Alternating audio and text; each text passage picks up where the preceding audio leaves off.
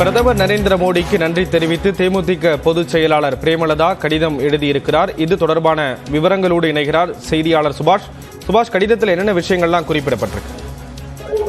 பிரதமர் நரேந்திர மோடி அவர்கள் திருச்சிக்கு கடந்த 3ஆம் தேதி வந்தபொழுது 2ஆம் தேதி வந்தபொழுது விஜயகாந்தை ஒரு நடிகராக மட்டும் கேப்டனாக பார்க்கவில்லை, திரைத்துறை தாண்டியும் அவர் கேப்டனாக இருந்து வருகிறார் என்பதை பேசியிருந்தார். அவருக்கு அஞ்சலி செலுத்தும் வகையில் அவர் எழுதியதாக ஆங்கில நாடுகளில் எல்லாம் செய்திகள் வெளிவந்ததையும் நாம் பார்த்தோம்.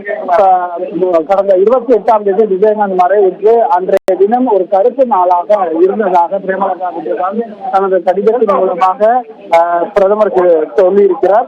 அப்படிப்பட்ட ஒரு சூழ்நிலையில் நீங்கள் சொல்லிய ஆறுதல் தங்களது கட்சியினருக்கும் தங்களது குடும்பத்தினருக்கும் மிகப்பெரிய ஆறுதலாக இருந்ததாகவும், நீங்கள் சொல்லியது போல மிக முக்கியமான ஒரு பெரிய தலைவரை தமிழகம் இழந்து விட்டது.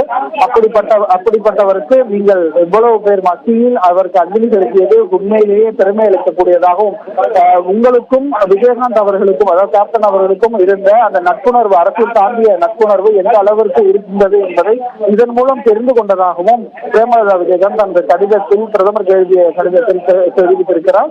அண்மையில் நாம் பார்த்தோம், விஜயகாந்தை பற்றி நரேந்திர மோடி அவர்கள் பேசியது எல்லா செய்தி ஊடகங்களிலும் செய்தித்தாள்களிலும் அது தலையங்கமாக தலைப்பு செய்திகளாக வந்தது.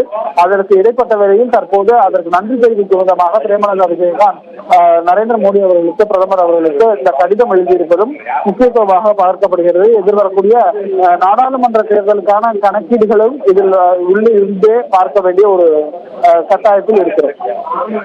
விவரங்களை வழங்கியதற்கு நன்றி சுபாஷ்.